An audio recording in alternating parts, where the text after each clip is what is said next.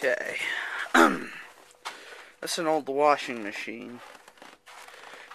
My grandma has a bunch of vintage stuff laying around this house, so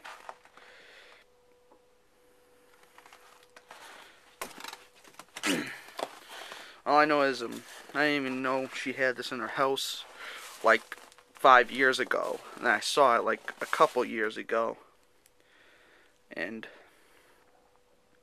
I doubt it even works right now, and because it's been out here for at least a couple of years. So unstable ground here. So there's the hoses. I don't know what this does because I was born in '92, so I don't know how this stuff works. So anyway, here's the old washing machine.